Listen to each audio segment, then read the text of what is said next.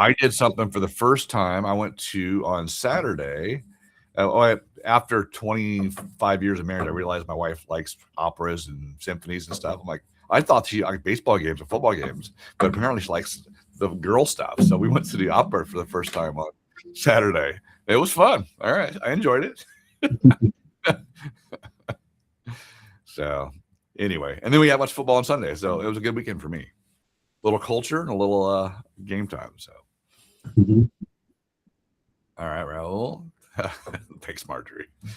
Yeah, Hansel and Gretel. I was I'm glad they had subtitles so I could understand what they were saying. But I will say it was definitely entertaining, and I didn't realize that just about 90% of all the Disney movies came from Brothers Grimm and out of that story making. So I'm like, oh, okay, that's cool. So what do we got going? Any big deals this weekend? I personally, anecdotally, I'm seeing a lot more activity from people that are reaching out to me about the market, reaching out to me about making a move, reaching out to me, and I'm not as actively engaged as all of you are. So are you seeing the same thing? And I'm seeing that from our agents that are calling as well, saying, hey, I got showings, I got a listing coming up. It seems like as per usual, if you will, we're coming into mid-February, usually around early March, we see an uptick, but it seems earlier this year. Any thoughts? Anybody else in the same thing? Yes, definitely. We have more agents who are not almost competing, where it says, hey, we were placing an offer in and there's another 2 offers in the same house. There's another one coming in. They're placing a listing and they're getting an offer in, and the sellers disclosures are not ready. So that means there's more demand going out there. Maybe not all the neighborhoods, not all zip codes, but there is some movement, definitely. I know there's about an agent that had about four pre-approvals that came in this past week that we're waiting on the right moment, and it looks like it's picking up for a lot of agents. Yes. I talked to a couple agents this weekend about that as well. Up until about last week, maybe 2 weeks ago, they'd hold an open house. They have half dozen people come through. In the last couple of weekends, they've had 20 or 30 people come through. So it's like, oh, okay. So don't know what's going on, but there's definitely more people looking. It seems like I said, it could be just our experience, but I'd like to see it happen market wide. It'd be great. So, Don, you seeing it or hearing it too? Yeah, absolutely. Yep. There just seems to be more activity, and I don't know that it's that much that the rates have come down that much. I think it's just more and more pent up demand that you finally get to the point where, okay, this is it. This is what it's going to be. And, they can put it off for a while, but sooner or later it's like, all right, it's not going to get that much better, that much quicker. So, hey, let's make the move. Yeah. Yep. Bite the bullet. So that's good. So it's encouraging, obviously, that getting everybody in place to take advantage of that is kind of what we're doing here as well. So how did the tail end of the lease go on Friday there, Don? Of the lease coverage, your contracts masterclass. Oh, it did. It went well. Yeah. Good. It went well. Good. We got all the way through the end of the lease. Nice. And yeah, I think it was well received, and we did. Like I said, we got through it. We got through it in the length of time. Got through the whole thing. So, yep, I thought it went well. And Raul, thank you for the help on that. I really appreciate that. You're welcome. We did have a lot of questions regarding each kind of the points that Don responded accordingly, and very helpful. So at least it's always good to follow, just because there's always something new to learn. Yes. Mm-hmm. Well, and like Marty said, in our market, we seem to have us in Georgia, a ton of leases and a lot of apartments too. There was an interesting discussion that kind of kept going back and forth during the distinction between guest and occupant. And it kind of has to do with how long are they there. There are a lot of guests who wear out their welcome and become occupants. Yep. I'm sure you covered this, but a good place to start off here as well is I've gotten a lot of calls through the broker line as well, where there's an adult's child as an occupant, but not as a tenant. Do you prefer them to be a tenant as well, or they're the parent? Whoever qualifies is good enough on the lease. The leases, it was talked about, that guests can only stay for a certain amount of time, and in no case could they be there more than twice that amount of time in any 30-day period. And if they did, then they are no longer guests; they are now occupants. So Correct. Yeah. Is an occupant a tenant though? no, No. not necessarily. No, Yeah. they're not on the lease. They don't become a tenant unless they're actually on the lease, and then they're an occupant. Yeah. Yeah. So I So love. I guess you've got those three levels. You've got guest, occupant, tenant, and so Yep. And then you got guarantor. I'm sure you didn't cover that. on either. top of that, would not occupy but could still be accountable. Yeah. Exactly right. So we see a lot of guarantors, by the way, when it comes to corporate stuff, where the corporation is paying Yeah. for the lease for their employees. So Mhm. just some things to think Talks to the about. computer. He refers to typing. A particular refers. What was that, Caroline? We had in addition to the leases, we had an agent, and we normally have this question: when there's a thin line when we can communicate with the client on the other side. Let's say a client or the tenant, you're the listing agent. The tenant calls you, and your answer to the phone is like they just want to know that maybe you are a live person on the other side, just because they may have encountered a scam before. And they say, we just want to make sure that that agent is for real. But then you're talking with the other side's tenant. So immediately you can, what can we do there, Don? Maybe communicate with their agent and say, your tenant is communicating with me and has some questions. Yeah. That was you're right. That was another part of the conversation, is that, the desire to help after this thing becomes an actual lease, and the desire to help if something happens, plus the authority, or actually non-authority, to really be able to do much other than, like you say, I can pass information back and forth, but that's really about all I can do to help at that point. And we'll get the recorded versions of both the Forms Friday and the lease, the master class out today, so everybody has it as well. Coolio, anything else? Yeah, in regards to the leases, I'm sorry I missed your class on Friday, Don. It's really interesting. I don't know if you all are seeing this too. I'm working right now with an investment client, and he's interested in buying a new construction home to lease out. Mhm. So I've been running some comps in different neighborhoods so we can get some kind of idea of what the rents are going for in certain neighborhoods. And all of these are newer neighborhoods, like the Grand Prairie is one he's really interested in. I don't know if you all are familiar with that. It's really 290. 290 off 290, just south of 290 and Yep. and west of 99, and then a few also in the Katy area. But what I'm finding really interesting is how many of those homes have been bought to lease out. Mhm. And, I've always seen some, but it's like, I feel like there's even more. Are you all seeing that? I mean, you're talking about right now in the Grand Prairie, I think there's 18 homes that have been bought that are presently active up for lease.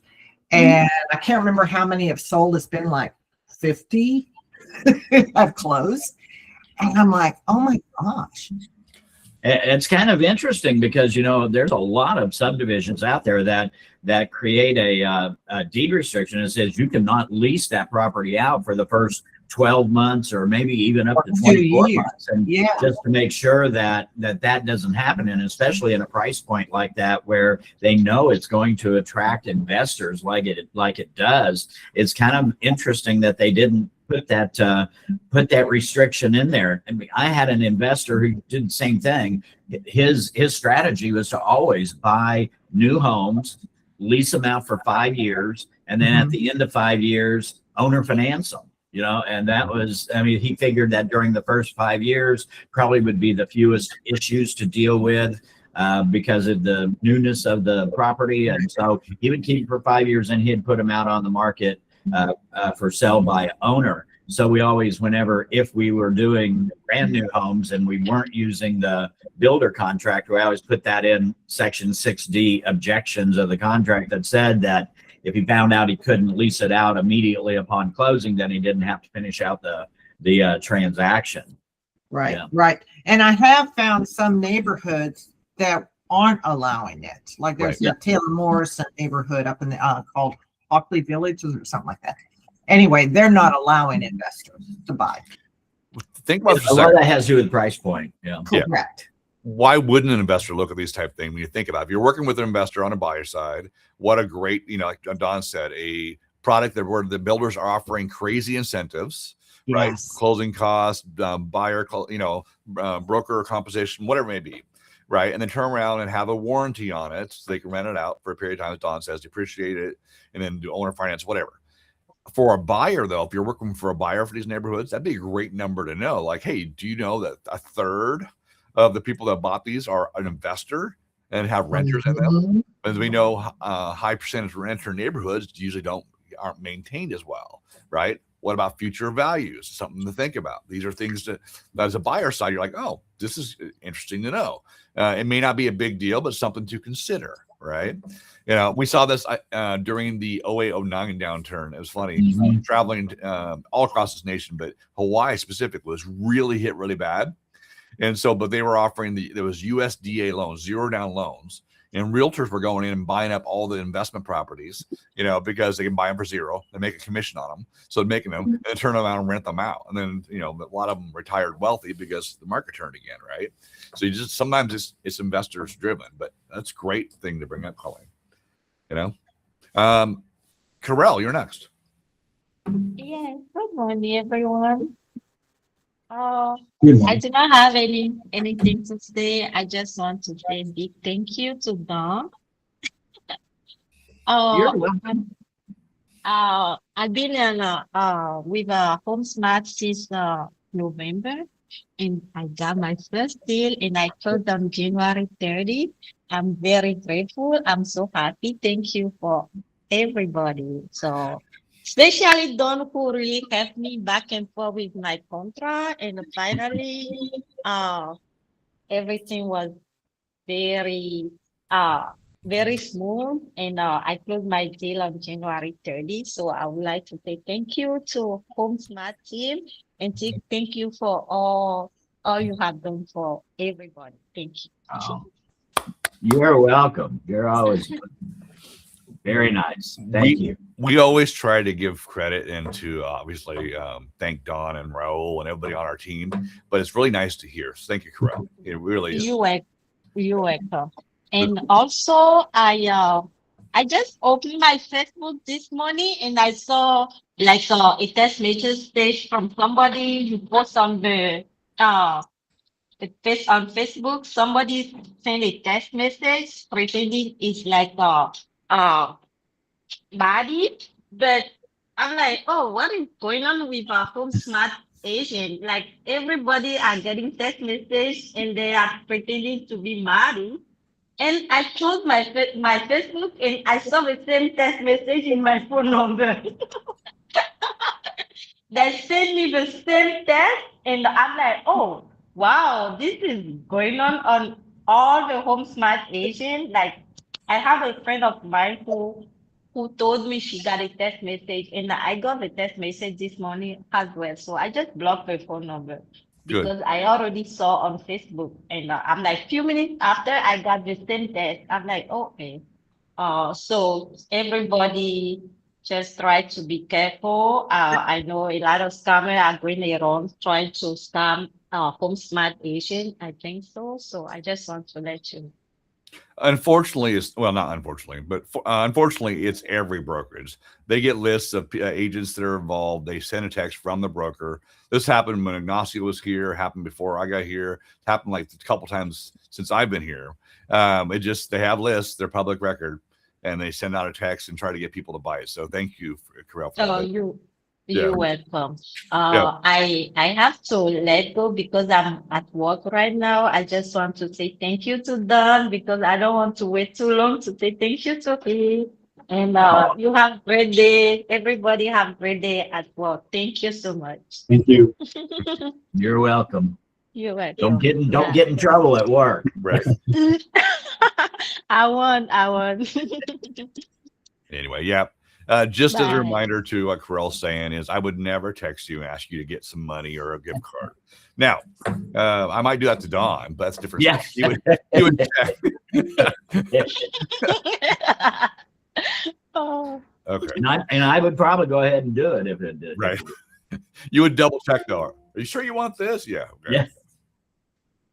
So anyway, that was nice. Okay. What else? Yeah, that was really nice. Yeah, see, normally, Always good to hear.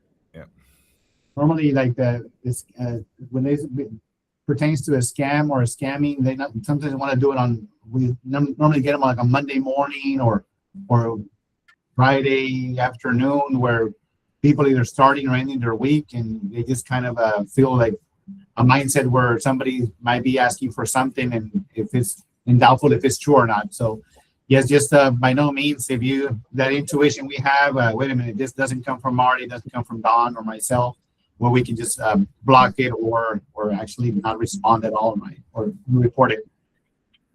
Yep. There was.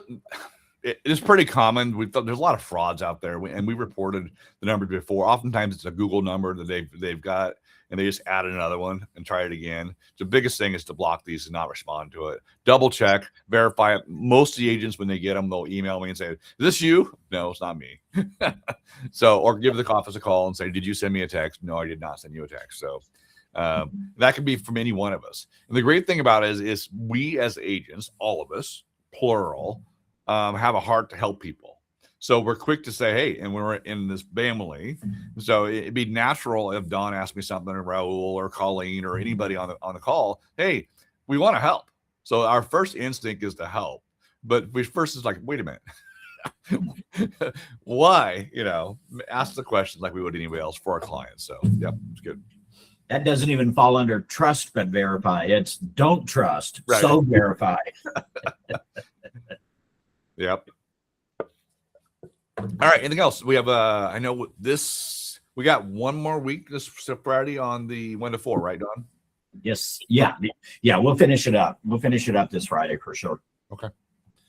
Those go so much faster. Once you get past provision number 7, once you get past property condition, they go so quickly, and they're much easier to paraphrase because they just don't, other than I think maybe 18 escrow, we talks about the title company. There's quite a bit to dig into there, but all the rest of them are really one subject, one topic, and you're done with it.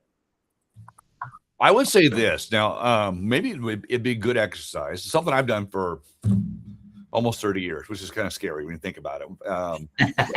But I like going through the contract with my clients. I like to paraphrase, and I can usually paraphrase, the entire contract in about 30 minutes. It's kind of like, this is important. This is what this means. This is what this means. But because we've gone through 3 different hours, right, to go through the contract from an agent perspective, from broker perspective, but having the agents kind of learn how to go through and just say, these are things to point out to your client, establishes credibility, but also lets you know that, hey, it's not something you're reading it in front of them. It's like, what it says before they sign it. You're saying, this is the paraphrase. Please read this. This is important. This one right here talks about this. This is what that means to you. These are important to be, and make sure you're doing your due diligence and so forth. What do you think, Don? Yeah, I one time, I don't know, I had nothing to do, I guess. I thought, I'm going to sit down and I'm going to flow chart the transaction. And I got started on that. And by the time, and I didn't get, very far through it. By the time I was finished with it, I looked at it and I thought, this looks like a family tree in Arkansas. I mean, it's like you had stuff going everywhere. It's like, no wonder people get confused. What would be interesting for all of you as well. This is one of those, I always tell my clients, I prepare them. I said, look, when we start, it's just you and me. Usually you're getting pre-approved. I'll get you with a lender. But see, it starts. You have your clients. You have here. You're telling me what you want. I'm getting the information, talking about how we work, doing the initial contracts. Then we're going to involve with a lender. and then we're gonna involve with the seller, and and another agent. Then we're gonna get involved with the inspector, and then an appraiser, and then an underwriter. Then as we get farther along the transaction, there's gonna be a lot more people involved and a lot more confusing. That's why we have to have things kind of straight and set the stage for what to expect as they come along, because they can be overwhelmed with who's emailing me, who's sending this stuff over, who is this, right, Don? Yeah, I love the way you just said that, because it just gave me an image in my mind that you think of it, in at least in the beginning, as this inverted funnel. You know, it just starts out like this, and then it kind of spreads out, and then somewhere back along the way, then it starts narrowing it back down to where we finally get down to the end, and it's buyer and seller, and then us. I love that. I'm stealing that. And I'm not even going to give you credit. You're not getting credit for that. And ideally, you go from beginning to end, right? But it's never a straight path. And as you more and more people along the way, and I think when you prep buyers for that, they go, "Oh, okay." Even sellers, right? And realizing this is why we set the foundations early on, set the when things are due and what to do and so forth, and do our part of it. But there are some things and some people that are outside of our control. We can manage that as best as we can, but sometimes we'll have to wait for an appraisal. Sometimes we'll have to wait for escrow or title. Sometimes we'll have to wait for the survey. But knowing that up front, when then something like that happens, you're like, see, this is one of those variables that we had no control over. We can expect it, but it's outside the normal. So now we deal with it, right? So one of my favorite things when I'm teaching, and I did this over the weekend because I taught promulgated forms and champions over the weekend. And I go and I kind of diagram the transaction out from the time, offer to contract, and then from the time, because they want that term executory contract to be used. So we go from contract to closing, and you're making this timeline here, and I always bring it up and say, this period of time after it goes under contract to closing, we have this straight line. We'd love for it to be this straight line to get there, but it rarely is. And so I'll take my marker and I'll say, this is really what it is, and I'll just make a line like this, and eventually get to closing and say, and that's our job. Our job is, whenever this gets too far off that straight line, our job is to pull it back, find the way to pull it back and keep it going on that as close to a straight line as possible. If you don't do it, and you don't do it quickly enough, then it's just the trajectory is just going to take it to where it's gone. You lost it and it's over. I'll take this one step further, and Raul, you can go now after this as well. And all of you jump in if we have any other questions, but we're using anecdotes here to kind of explain how you talk to your client. My first career was in healthcare. So in anesthesia, doing open heart surgery. So there, oftentimes you would have certain doctors would work with patients, and all of a sudden that they would open the chest for surgery and the pressure would drop. So they would give medications to bring the pressure up. To Don's point, they were off normal, so you had to give them something to correct normal. Well, then that pressure and then what they were doing in surgery and what they were doing in the medicine would make it too high. They would have to correct that and bring it back down again. So the entire time the doctor was chasing blood pressure, volumes, and so forth with the patient, trying to get to an equilibrium. Other doctors I work with anticipated the chest being open, and knowing the pressure would drop, they would give medication before they opened the chest. So when the chest opened, there was no change.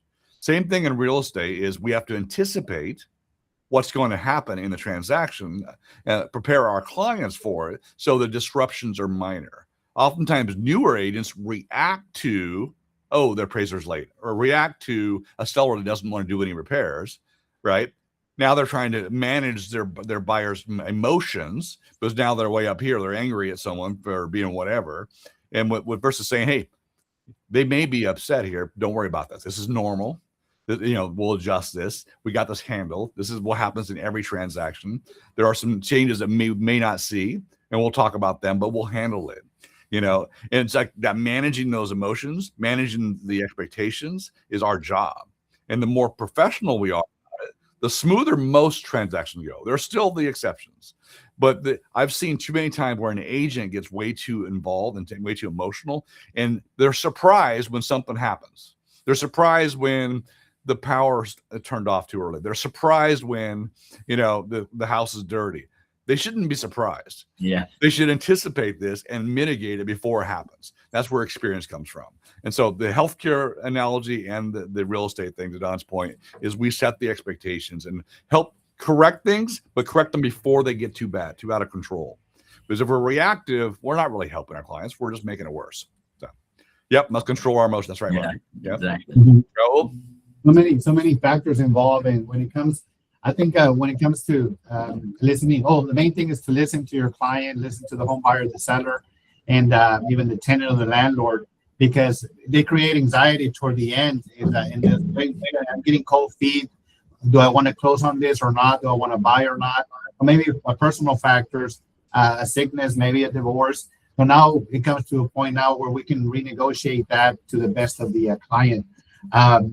I remember when I started, I had a mentor, and he would say, Raul, as you listen to your client, just tell them it's going to get just like Don said, the swirl on the line, and they just get bumpy, just like driving. Wait a minute, we're in this fine straight, but all of a sudden there's a whole ditch, and then you got to just guide them the best. And my mentor would say, just let them know you might, throughout the day, throughout the process, throughout almost at closing, you'll hear that maybe 30 positive comments while you're in the process, and some negative. No, well, it could be up to 30 negatives too, almost like pair and pair. And it could be all the way from a family member, a colleague, just discouraging you to buy that property where you really do want to buy it. And just seeing those little, listening to those factors to get it done. And at the end of the day, we do hear it. We do have agents that will call and say, Raul, I think my client is getting cold feet. They're not closing today. And all of a sudden, they just told it's not their proper thing to do or invest in this matter. And that's where you be transparent with the other side, other agent, and let them know what's going on. They might say, hey, this is a cash deal. It's closing. Otherwise, there might be consequences. Or we do have a backup offer. We don't mind. You just, we're going to take your earnest money because that's what the contract says. But it's about transparency, and because we do want to close it at the end of the day, but also listen to our clients. Yes. Yeah, I agree. There's a couple times where we've got calls here at the broker line where something like that happens, where the buyer, and it's not in their best interest to close anymore. Yes, it may be a damage to them or whatever, and the agent's trying to push them to close, but now they're thinking about commission, and you don't want to do that. You're supposed to put the client's interest above your own. There are times when a client just gets scared, and that's where you say, okay, we had a conversation why we're buying a house, why you're wanting to buy a house, why this checked all the boxes, and we're go back to the why. Is that still your why? And then if that's your why, let's move forward. There's not pushing them, but it's reminding them of why they're doing what they're doing to get through the hard parts to get to where they're really, really happy. But that's their will, as Raul will say. And we can't, I've seen too many times where an agent goes, no, we're too close. We've gone too far. We can't back out now. That's not true.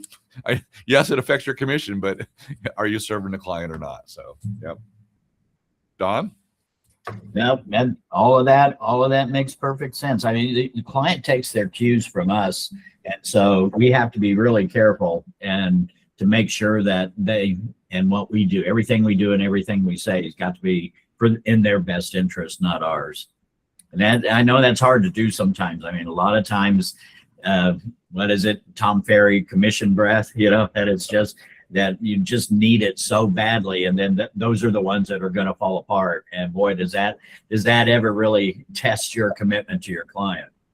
Yep. I got asked to do a smart meet coming up in the month, so it was cool. And they were thinking about doing the one I did before about building your business on relationship and reputation and whatever. This might be a good topic though too, is how to lay the roadmap out, set the expectations for your clients. And how to, work through those emotions to closing. When you think about all of it, it's like flying a plane. There's a standard operation, right? You have to do all your checks up front before you take off the plane. You have all your stuff to land the plane, but it could be bumpy. You could, hit those pockets. But the goal is to get them safely to the destination, right? And how we play a role in that is huge. And the more valuable we are in that is setting the expectations of what to expect and how we're going to deal with it when it happens, and so forth. So that may be good. Yeah, I think sometimes an agent feels like that when something happens that is affecting the transaction, that they have to show outrage, in order to prove to their client that they're really looking out for them, that they really do have their best interest at heart, that they have to show this outrage. And of course, since the client takes their cue from the agent, when the agent is outraged at whatever it is, the client's going to get there too. And once you get to that point, it's hard to pull it back. It's hard to get it back to something where it's not that way, where if we react in a way is like, this is not good, but it's not that unusual, it has happened before, we'll get through it, don't worry about it, that if we're the voice of reason, then they'll come along with us. If we are outraged like they are, then you're gonna take it to a level that it's almost impossible sometimes to pull it back, because now it's all of a sudden, well, you were mad about it before, now all of a sudden you're not mad about it, so do you not care about me anymore? So you've just really got to be careful. I remember one time in my career, I had a client saying, "You're not aggressive enough." I go, "Okay." Are you getting what you want? Yeah, but I need you to be tougher. I'm like, okay. Just because you don't see it doesn't mean it's right. not happening. But anyway, more bombastic, if you will. It's funny, but there used to be one of my very first brokerages. They had a pamphlet they printed out. It was like 1,001 things that can go wrong in a transaction, and they would list out just crazy stuff, right, like that. And no one would ever read it. They go, "Oh, okay, things happen." We manage it throughout the transaction. It was a visual guide to say like, "Oh, there's no perfect transaction." But we can mitigate things better if we know ahead of time on what we're facing, and I have a professional I'm working with that can make sure we're dealing with it. I got a call this weekend from some buyer clients of mine that are selling their house in a different state, and they got their first offer. I'm like, "Good for you," and they go, "It's too low. It's blah blah blah." I go, "You got an offer. Celebrate the fact you got an offer. Someone wants your house. They're seeing what you'll do. They're saying, 'Hey, can I get a good deal?'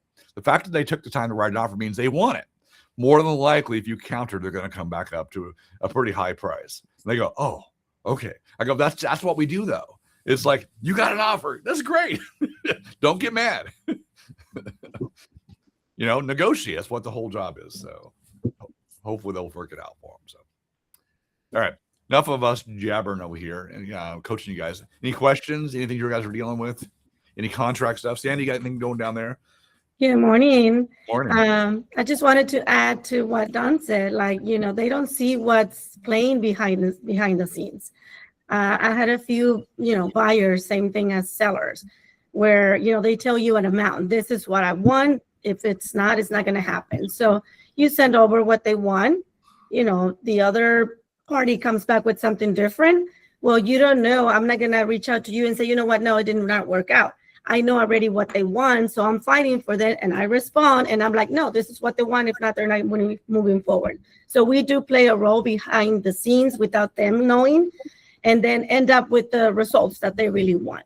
Mm-hmm. And at your point, like what you were saying, Marty, I had a client the same way, that it doesn't seem like you're aggressive enough. She didn't say it in those words, but what she was commenting about, what we were going through, it's kind of like she told me the same thing.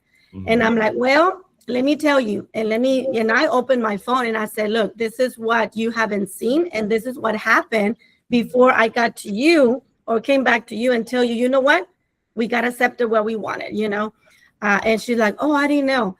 But yeah, sometimes it's good to, not send out, every single conversation, but when I feel like it's the right thing to send, I do screenshot it and say, "Yes, look, we got it." And she's like, "Oh, I didn't know you did this and this." And I say, "Yes, I did." Mm-hmm. So yeah, just wanted to add that yeah, That's our really- clients don't see what we actually do for them, but we know. That is a very good point. Thank you, Sandra. That's true. Oftentimes we are working behind the scene. We are advocating for them. We're negotiating with the other agent. We're saying, trying to see what the seller will take, buyer will take, and so forth, and getting to our clients' needs. The blow by blow sometimes is not necessary. You're like, "No, okay, you've given me instructions. I'm advocating on your behalf."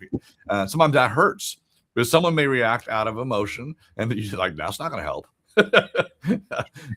So very good. Yep. Yeah. But sometimes agents will take the side but they're advocating for. We're professionals. Sometimes they'll say, I'm on your side. So no, you are, but you're not supposed to act that way. You're supposed to act as a professional, guiding them and giving them advice and guiding them in the process to achieve their goals. And sometimes when you become their friend and they're then on their side, you start taking on their emotions, and you're not helping them at that point in time. So I had one that I was working with that I just closed last week. And this listing agent, like every time I sent, a request or something from my buyer, she was like, no, we don't want to do that. Or no, we're with this. And I'm like, so are you part of the transaction? And she was like, no, I didn't say that. And I said, well, because you never tell me, like, let me reach out to my seller. Let me see what he wants and I'll get back to you. She will always respond and said, no, we don't. And we don't. We're not going to do that. We're not going to spend that. We're not going to, all the time. So I had to ask her throughout the transaction 3 times, are you part owner of this property? And she kept saying, no, why did you say that? I said, because you keep saying we. Can you pass this along to the seller and then get back to me with his answers? Well, whenever I told her that was like the 3rd time I did. And she did actually wait for a minute. I don't know if she reached out to the seller or not, but she came back and she's like, yeah, he said he was going to do that for the seller. And he was just like sending somebody to do a service on the AC unit, which she kept saying no and no and no, we're not going to do that. So sometimes agents do take, I guess, their seller side, and instead of reaching out and letting them know what the other party wants, they take it on them to answer. Yep. And that's something that I want to do. And that's where Don mentioned earlier too, I think, and Remy Raul too, about the aggressiveness or whatever, trying to be, you don't speak for your seller. You don't speak for your buyer. They give you direction, you advise and consent and so forth. But when you get presented an offer, a counter offer, or a proposal, you present it to your client. You don't respond. And way too often, to your point, Sandy, agents will say, nope. I'm like, you haven't presented this yet. You have a duty to present this to your client. Well, they won't take it. You still have to present it. Yeah. Yes. You can't speak on their behalf.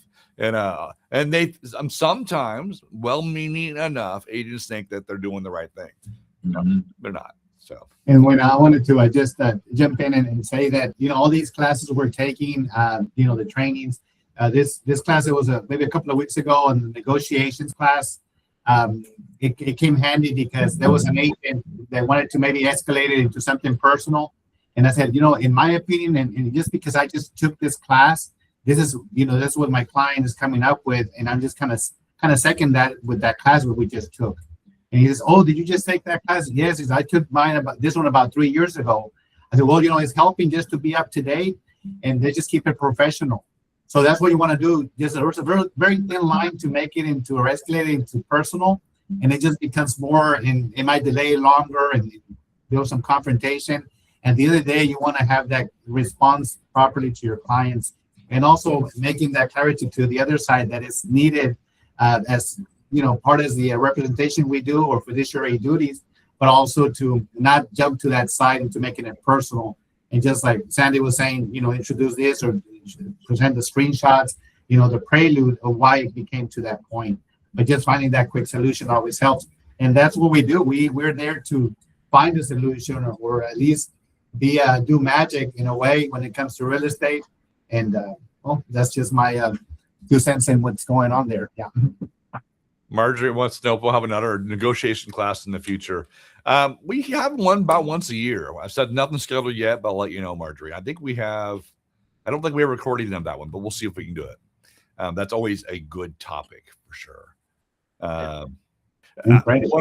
Now, this is just doubling up on that, Raul.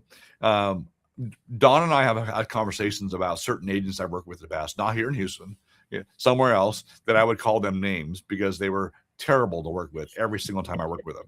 But I would never tell my clients how terrible the agent was. I would just say, okay, I know personally how it's going to be to work with this person again. And I'm like, all right, here we go. You'll have those, but do not convey that to your clients. It doesn't help you. It doesn't help get them upset either. So, Jerry, go ahead. Yeah, I've got a question regarding RSA. On a closed transaction, when we receive those checks paid to HomeSmart, we upload them, is there a limit on their checks, or what if you Is there a limit of how many you can upload, or a dollar amount? don't do it? No. You can do it. They don't do it. You hang on to it, yeah. Now, ideally, would be the next time you're in the office, we just drop it off here and we'll store it. You know, the physical check.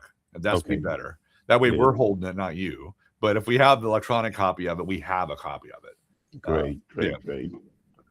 And the second question is, I know it takes a while to get the signs delivered. Do we have some in stocks at any of the offices? The yard signs.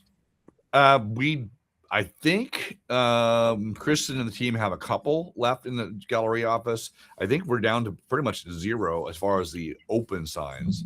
I'm still allowing, if you have an existing RA sign and you've ordered HomeSmart signs, while you're waiting, you can use your existing sign. That's only temporary, but you can still do it. So yeah. Okay, cool. Thanks. It's only because we're kind of the one company, you know. And it's temporary. So good question, though. I'm worried about Bill. Mr. Bill, you okay? Lost Mr. Bill, yeah. He's Yeah, he's been asleep for a little while. I know my voice is low and it puts people to sleep, but somebody. Oh no! I just it was that after party after the Super Bowl last night. It got That's right. I know Marty's happy about it, right? Right. I'm stoked. Like, Yeah. oh man. That was a good game. It was. It started slow. Yeah. It was a struggle, but you know, the defense was just dominant. It was awesome. So it's like a defensive baseball game. It's fun, but not so much fun. I'd rather have like 25-20, you know, home run derby if you can. But you know, I am a baseball guy too. So, but a 1-0 ninth inning, you know, win a walk-off is still fun too. It just takes a long time to get there. So, okay. We have about 15 minutes left. Any other things outside of what we're talking about?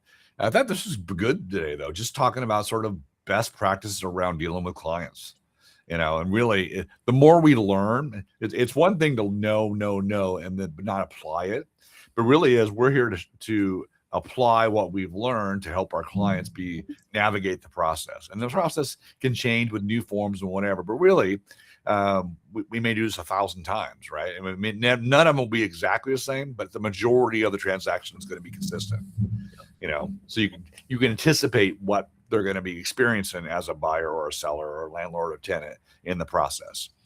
I'd been, you know, reminder, we had the people that were here looking for houses needed a rental. So, okay, it's been a long time since I've done a rental here locally. Fine, find the place, got the lease done, negotiated, everything was good to do. I forgot to tell them to transfer utilities. I'm like, oh yeah. That's a good thing, right? We were able to navigate that, but I'm like, oh crap, you know, it's even when you've been doing it forever, that's why you check with us. That's why those things, these standard things, you get busy, like you think things are done, but always double and triple check because you're advocating for your clients. They don't know, right? So ready. Yeah. But it was for me, it's like, oh, I need a checklist too. Yeah, like you said, we get so used to doing it. It's like, okay, we don't need it anymore. It's for the new agents. But then, yeah, we get to the point where, oh, I forgot to do that. Yep. And as a matter of fact, I had one that they call me and they're like, Sandra, I got this concierge people calling me. Do you know anything about it? And when they told me, you know, that they help with utilities, I'm like, I'm glad they did, because same thing, I had forgot to mention it to them. But that was like at the beginning. I usually send them a list. Okay, this is the process. This is what's next. And we'll be talking about it as we go along. But I totally forgot to add the utilities on them. Mm-hmm. So that was a good thing that they reach out to them. And they actually went with the company. Good. It's a free service offered through our partners to our clients on our behalf. But they have them shop rates. You know, when you have a choice through power and gas and whatever, they get, and then cable and that forth. So yeah, good. Mm-hmm. All right, good. I won't call him Bill. He's sleeping. That's what I was just getting ready to call. Hey, Marty, good morning. You can call me, so All right. Hey, Thad. how are you? Good. Hello, Don, how are you? Good. How are you this morning? Just fine, sir. So just let me pipe in on the subject matter that you were talking about a little bit a while ago. In terms of, I guess we all hear the same thing. I want you to be aggressive. I'm assuming it's just human nature that people assume that being aggressive essentially means better options for them. But as agents, we have to deal with the agent on the other side. Mhm. We may see a year from now, or 2 years from now with another deal. We're dealing with inspectors, maybe dealing with a builder. So there's so many other factors, so I'm just assuming just what everybody has said, been consistent, right? Level-headed. At some point, not roughen the waters. The client will, at the end of the process, appreciate essentially what you've done. Mhm. It's human nature. The person on the other side is looking at a deal, is going to be spending $400,000 to $500,000, $250,000, $300,000. It's a lot of money. And the commitment that goes into that, and he's looking at you, okay, you're going to be making a commission. What are you doing for me? You don't seem to be aggressive. Well, it's relative, but being consistent over time, over the process of the contract, of the interaction, of the offer, allows the client to respect you a little bit more at the end of the process. Mhm. That you're a level-headed person, you're calm, you don't get ruffled, and then you're consistent with yourself. You don't allow yourself to be carried by the wind of somebody else's. And like, hey, look, I got to see the trees from the forest here. Mhm. I know you want me to do certain things certain way, but in the final analysis, it will probably be better for me because this is, a business that's going to be 5, 10, 15, 20 years. I don't want to stump on somebody that I'm going to be seeing in the next 5 years. Back to Raul's comment about the class we took. There's the win-lose, right? There's the lose-win. There's the win-win, and all too often we're trying to strive for the win-win. But having that conversation up front with your buyer, your tenant, your landlord, your seller is saying, this is the way I work. This is the way I work with you. This is what to expect. This is the way I work with the other agent. It's in your best interest. We want to establish what your goals are. My goal is to advocate for you. But part of that is knowing who we're working with, what their style is, how aggressive they are, not aggressive they are. Are they willing to do win-win or not? Are they willing to collaborate or not? And then you choosing the best style on your behalf. But a lot of that comes up setting the expectation. This is another one that I think part of that should be taught to agents all along is when you're working with a buyer, you meet them. So hopefully you're doing a sort of a explaining the contract, buyer, tenant, rep, IABS, talking about your process, talking about looking, talking about pre-approval, all the stuff, setting them up to what to expect in a buyer. But you're always with them. From the moment you meet them and the moment they're shopping, you are spending a lot of time with them over months, until closing. So you establish, they see what you're doing. You're out there driving around, you're meeting them with properties, you're scheduling inspections, you're doing this stuff. On the seller side, oftentimes you meet them the first time at the house, you tell them what you're going to list the property for, you do the paperwork, and then they don't hear from you. Then they're waiting and they're stressed. Like, why aren't there more showings? Why aren't people giving me buyers? Why isn't there more open houses? All you're telling them is lower the price. Again, I learned a long time ago that setting an expectation. Look, this is our first part. This is what we're doing. And we're going to test the market. And so we're going to talk every Friday with feedback. And this is what we're going to do. Here's the action steps you can anticipate based on what the market tells us. And then, of course, when a buyer does come, don't get upset when you get a low offer, just getting an offer and so forth. And doing the same thing, sellers are happy because they feel like now they know what you're doing and what to expect. It's usually when a buyer or seller, landlord or tenant, anybody we deal with is in the dark, is when we lose them and we're not being professional enough. the more information we can provide to them up front to prepare them and then deliver on what we say we'll do, the better you'll be in your business long term. And the more satisfied your client will be. To Dad's point, it doesn't mean whether you're aggressive or not. The point is, are you consistent? Are you stable? Are you professional? You know, can you anticipate and then deal with anything that comes up? Because we never know. There's some weird stuff out there, you know, where, oh, me and the seller doesn't actually own the property. Okay, that's a problem. You know, here we go. And we've seen this. So there you go. My 2 cents there. Yep. I agree. You know, aggressiveness is an art form. It really is, because there's a fine line between aggressive and abusive.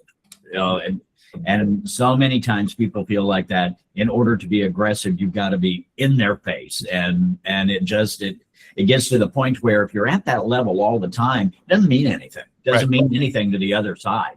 You know, if you well-timed aggression is very valuable, because now all of a sudden they'll see, okay, you've gone along this, you know, you've been pretty level all the way through here. And then all of a sudden you hit this level up here. It's like, ooh, that must really be a touch point for them. That must really be something that they're not going to give on, or this is something that really is important to them, or something like that. So, you know, if you just handle things like that, and on both of the negotiation designations, the CNE and the RENE, both of those are great designations to get, I think, because if you talk to buyers and sellers a lot of time and ask them, where do you think your agent fell down on the job? They'll both say the same thing. I didn't think that they did a good job negotiating. Mm-hmm. And I think those designations can handle that objection a lot. You know, when you go out on listing appointments or start working with buyers and things like that, if they see that you've got that added level of expertise or experience, or that designation, those letters behind your name, that it actually means something. And I know a lot of them don't. I mean, sometimes you see agents who looks like an eye chart, you know, after their name. but yeah. So obviously in 2021 it was different, where you had agents that were like waiving all contingencies, going way above asking price. You're like, you know, how are you showing value to your client? So you're the highest offer? Okay, fine. Yeah. It's hard to justify that, but if you're prepping things, I always give this one example where it was just one of those, that market had clients that were looking for something, spent $500,000, and they were getting beat out 1 time, 2 times, 3 times, and they were willing to go 50, 60, 100 grand over asking price to get it. I'm like, why are you doing this? I mean, it makes no sense. I said, there are tons of houses $100,000 more than you're asking. They're brand new that you could buy and probably negotiate down. And they go, oh, I said, instead of paying $100,000 over more for something that's not worth it, find something that is. We found something that had been sitting on the market, was perfect in their price range, and was able to negotiate $40,000 off the list price. You know, and they were happy as a clam, but it was being able to say, what's your goal, right? Don't get caught up in this mess about trying to compete with somebody else. It's like, you want to find a house, you may pay a little bit more up front for it, but you're going to be better off in a year or two. And they were. So just that's where you build that trust with them too. So. Absolutely. Yeah. So much of that is pull them back sometimes. And that, you're right. It's like sometimes common sense just flies out the window. It's like we get to this point, oh, I'm competing. It goes away from, is this still a good deal, to I've got to beat them. You know, I've got to beat everybody else. It's that competitive spirit sometimes just gets the best of them. It's like, I've got to win. I've got to get it. And that's, you know, that's why 2021, first half of 2022, the bust out rate was 22%, because so many people won and then they slept on it and they go, oh my God, what did I just do? How much did I pay for that? Yeah, exactly. Oh man. All right. We got time for one more question. Anybody? Question, statement, whatever. I wanted to add to Don's, yes, that 21, the beginning of 21 kind of changed in a way where the loans were the interests were very low. And we're coming to that situation where a seller wants to sell these, it could be assumable, and they have that 2.25 or 3.25. This past Saturday, we were doing shadow showings with two mentees, and it was 4 houses. And just sharing this, what happened is that the 2 houses that really were the buyers were more interested in was the VA, the Sumuvo loan, because he's a VA candidate, and another one that was another one that was the best price. So these 2 were not able to access them just because in the last minute we were there, and it was great experience to be out in the field and kind of with the agents or new agents that are learning, because that's where it really happens, or the negotiation happens, or the transaction, or actually the contract. But so we call the agent because the owner comes out and says, we're not able to show the property now. We did approve it, but we're canceling it. And I said, well, with your permission, I would just let you know that these clients are approved VA and they really want to see your house. Says, today we're going to cancel, we're going to reschedule. So out there in the field, that's where you come with these kind of situations and you make it happen where it just brings more experience to any ongoing situations in the future. So I wanted to share that. And then on the other one also, the picture didn't have all the wallpaper that it involved, but it was a perfect price. It could be negotiated less. So yeah. Yep. With 2 minutes left, I'll say this one thing. I got a comment from, I'll just say that they're not my clients, but they were friends of mine talking about they were selling their house and they're working with the realtor, someone that I know. I'll just leave it with that. And they said, we put a new roof on this place, a new window. We're not replacing the carpet. I go, does the carpet need to be replaced? They go, yes. I go, so okay. And you're, the carpet's much cheaper, right? I mean, why are you drawing the line at the carpet? Well, we don't spend any more money. I go, yeah, but you're going to lose money. Our agent's saying the same thing. I go, yeah. I said, I'll give you one example. I had a relocation deal once where the had one room, just one room, had some ugly paint, had some stripes on it, whatever, but it was like the living room. So, I mean, it was like, you couldn't miss it. Right. And this house was gorgeous, had a view, it was priced right, the whole bit. We dropped the price a couple times, it wouldn't sell. And I go, it's the wall, paint the damn wall, right? And they finally spent $900 to paint the wall, right?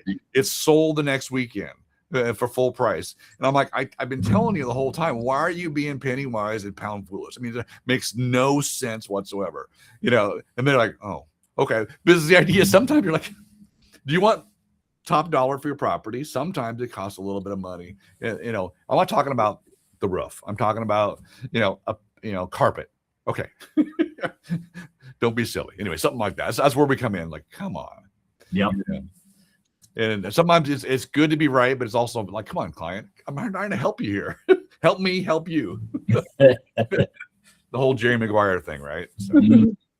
And I always tell them, you don't have to put expensive carpet in. No. Just put a regular basic carpet in. Maybe put a little bit more money into the pad because that makes it feel better. True. Move on. It's funny because when a buyer walks in, I've seen this probably 500 times. I mean, over my lifetime, where they walk in and see a house that's you can tell it's not like lipstick on a pig. You can tell it's been maintained, right? Where there's no cobwebs in the eaves or whatever. Like, and they're like, oh, this has been well maintained. This is a good owner, takes care of it, right? And I've been in reverse where you come in, you're like, oh, okay, the carpet's dirty. Oh, they didn't take what else have they not taken care of? It sets the whole tone of the house off. Yep. And so just be aware, what was a buyer going to see and what kind of impression will it make on the entire house, on the owners of the house when you're thinking about this. And that's why if the carpet's been destroyed or not good, needs to be replaced, well, what else has not been taken care of? That's Yeah. it. Yep. That's it. Yep. And so just putting your seller into a buyer's mentality, if you will. So, all right. Anything else for good of the order, if you will? Otherwise, we'll have a great Monday and a great week, everybody. Stop recording. Thank you.